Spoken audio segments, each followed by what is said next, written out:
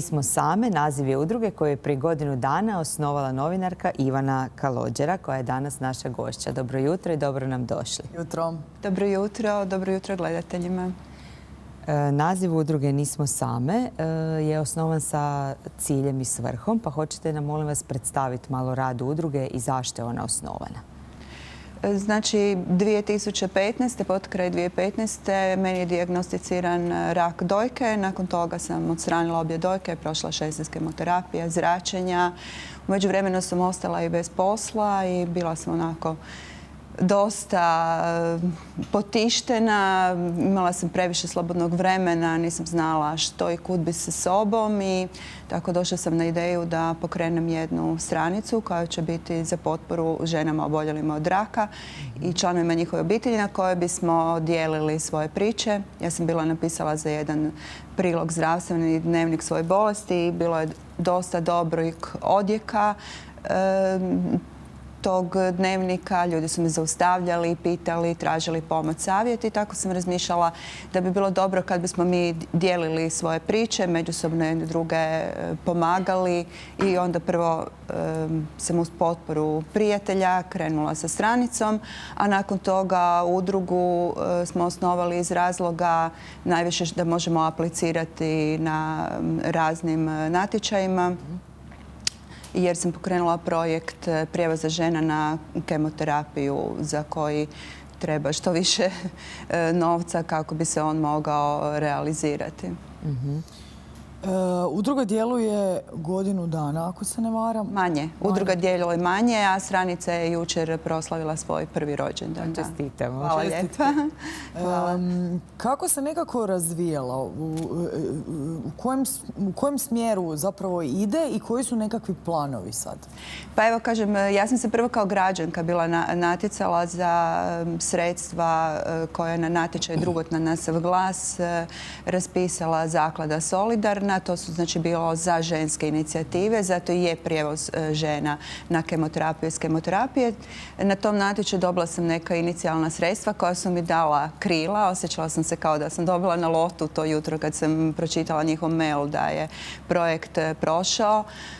Nakon toga udruga se natjecala na raznim tim natječajima. Dobili smo dodatna sredstva zaklade Adris i potpisali smo u međuvremenu i ugovor o partnerskoj suradnji s radiotaksijem Zagreb i evo ovih dana ćemo prevesti prve žene. Naš je cilj znači da budu to žene koje nemaju ili nemaju potporu u obitelji ili su takvog materijalnog statusa da si ne mogu priuštiti da se voze taksijem. Kod nas je riješen prijevoz, imate onaj sanitet, jel?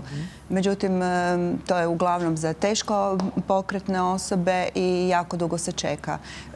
Toga sam bila svjedok i sama dok sam išla na kemoterapiju, da su ljudi znali ostajati i nakon što se završila dnevna bolnica čekati svoj prijevoz. Zato sam, evo, ostvarili smo divnu suradnju sa sestrama i liječnicama na klinici za tumore, na KBC-u Zagreb i KB-u Sveti Duh i kroz razgovor s njima također smo dobile potvrdu da je ovakav vrst prijevoza itekako potreba. Mislim, to nije nešto nepoznato u svijetu. Znači, u svim razvijenim zemljama to je normalna, uobičajena praksa.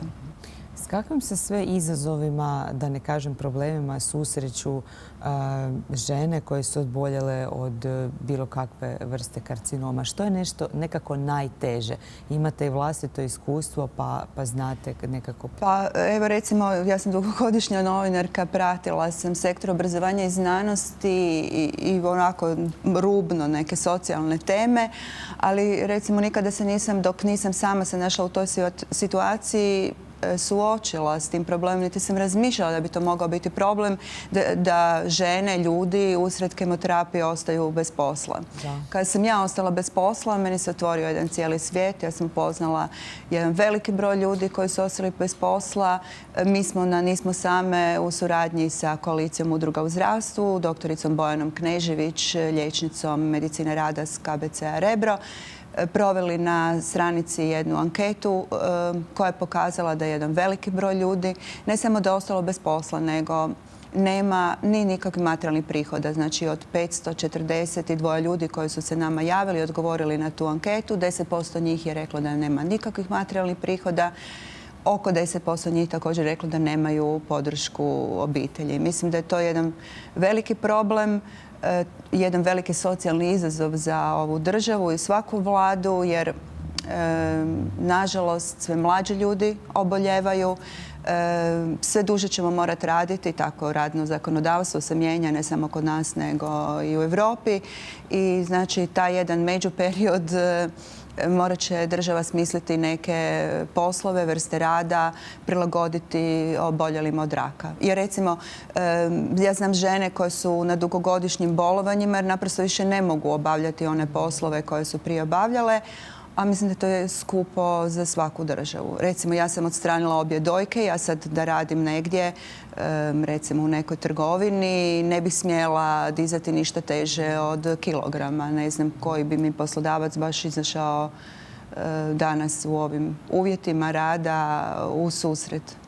Ali opet nije rješenje ni ostaviti ljude na cesti bez ikakvih primanja i zaboravljene tamo negdje. Samo zato što su oboljeli. Pa gledajte, cijela zapadna Europa se trudi integrirati oboljele u zajednicu, ponuditi im nešto. Jako se u zadnje vrijeme više ne govori samo o vrstama liječenja, nego o kvaliteti života oboljelih. Kod nas su to sve nekako, rekla bih, teme zaboravljene. Nismo još sazreli do tog stupnja da bismo se time bavili i zato evo mislim da je tu stranica, nismo same na neki način, mi se trudimo poticati, otvarati i te teme, dati jednu novu dimenziju raku, destigmatizirati na neki način bolest. Ja zapravo ne mogu vjerovati da se u 21. stoljeću, u trenutku kad se još boriš sa karcinomom, moraš boriti sa nekakvom stigmom u društvu i ovo da ste rekli da zapravo neki ljudi nemaju čak ni podršku obitelji. Ali da znaš usred bolesti da ti neko da otkaz da ostaneš bez posla, meni je to prežalostno. Uglavnom, hvale vrijedan projekt. Recite na koji način točno pomažete ženama koje vam se priključe? Pa evo, kažem, mislim da jako puno znači ove priče koje dijelimo na stranici, a koje stižu iz različitih zemalja bivše Jugoslavije, mogu tako reći. Znači ne samo žene iz Hrvatske, nego imamo priče koje su podijelile i žene s Kosova, iz Crne Gore, Srbije, Bosne. Tako da je to prešlo našu granicu.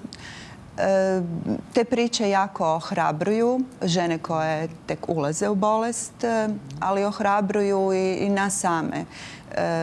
Ta neka ljubav, podrška, hrabrost koja se putem toga širi. Trudimo se informirati, znači neke nove informacije, vijesti, a trudimo se na neki način biti i podrška ona svakodnevna, pa smo recimo stupili u suradnju s doktoricom Majom Vuko, ja s KBC-a Zagreb, psihijatricom, koja je prvo pisala stručne članke, a sad smo otvorili posebnu rubriku Nisi sama, pitaj bez srama i posebnu mail adresu podrška@nismosame.com na kojoj se sve žene mogu javiti, postaviti pitanje potpuno anonimno ako žele doktorici Vukoja. I stoga vidite da kod nas je još uvijek, osim što je stigmatizirana bolest, stigmatizirana je i to da vi potražite psihološku pomoć. Nažalost, ljudi se toga boje se kako će biti prihvaćeni u svojoj okolini ako kažu da su zatražili pomoć. Tako da, evo, gotovo svakodnevno stiže po nekoliko upita i ono što sam već nekoliko puta istaknula, pa ću reći i sada, ono što je meni najtužnije, što svaka žena pita, čita li to još netko osim doktorice. Znači, tu postoji još uvijek jedna stigma koja mislim da bi trebali raditi na tome svi zajedno kao društvo. Jer vi kad obolite, mislite da možete sami kroz bolest, koliko god ste snažni, svaka podrška vam je dobrodošla, a pogotovo stručna. Sigurno. Dobitnica ste i nagrade. U 2017. godini već ste osvojili nagradu. Zapravo udruga je stara koliko niti godinu dana i već je stigla i nagrada. O kakvoj nagradi je riječ? Dobitnica sam nagrade VAM, Vesna Andrijević-Matovac, udruge Sve za nju. Ja se ovim putem najiskrenije, najtoplije zahvaljujem kolegicama u starijoj, puno starijoj udruzi, čiju sam pomoć također i sama bila zatražila. Udruga Sve za nju je poznata, rade mnoge stvari, ali ono po čemu su najpoznatiji, to je njihov taj centar za psihološku potporu i pomoć, kroz koji, ne znam, godišnje prođe nekoliko tisuća žena. Sama sam, dakle, bila korisnica tog centra i u onim prvim trenucima mi je to jako pomoglo. Hvala im što su prepoznali ono što mi radimo, moj osobni trud, angažman i meni ova nagrada jako puno intimno znači. Osim nekakve podrške, što se sve još može naći na portalu? Dakle, na portalu možete naći, osim priča, znači tekstove koje pišu stručnjaci, tekstove koje pišu iskusni novinari, razgovore sa stručnjacima, liječnicima, onkolozima, kirurzima. Dijelimo također, imamo jedan dio art terapiju, tako smo to nazvali, znači pjesme, kreacije razne, slike, slikane marame, to što ljudi rade, jer je dokazano da je art terapija u bolesti jako dobra. Osim toga, kažem, imamo tu rubriku Nisi sama, pitaj bez srama, gdje mogu postaviti pitanje doktorici Vukoja. Pa evo, malo nas je za sada, mislim da je... Veliki posao radite. Veliki posao, dakle, kompletni suport za zapravo podizanje kvalitete života jedne oboljele žene. Pa evo, kažem, nema veće sreće kad ujutro se probudim pa pronađemo u inboxu na Fejsu poruku žena koje kažu da počinju dan s našom stranicom, da im ona jako puno znači, da ne mogu više zamisliti svoj život bez nismo same. Tako da jako meni to isto intimno. Moram priznati da i mene to samu jača u bolesti. Imamo li možda statistiku koliko žena oboljeva od raznoraznih karcinoma u Hrvatskoj? Koliko je to česta i učestala bolest? Pa recimo, koliko ja znam, 2600 žena godišnje oboli od raka dojke. Svaki mjesec umre oko 80 žena od raka dojke. Onda imate, ne znam, rak jajnika. Sad ne bih se usudila, ne znam na pamet točno tu statistiku. Rak vrata maternice, bolest koja se danas može vrlo dobro prevenirati cijepljenjem. Nažalost, jako mali postotak djece koje se cijepe. Mislim da bi tu naše javno zdravstvo trebalo uložiti puno veći trud da upozna roditelje s tim važnosti, koliko je važno cijepiti djecu protiv HPV-a. Možda još neka poruka za kraj našim gledateljicama i gledateljima na kraju krajeva. Pa evo, danas je 8. mart. Ja želim svim ženama sretan 8. mart. Želim da provedu današnji dan u krugu svojih najmilijih, da budu vedre, vesele, s osmijehom na lice, jer evo, mi smo pokazale da bolest nije kraj.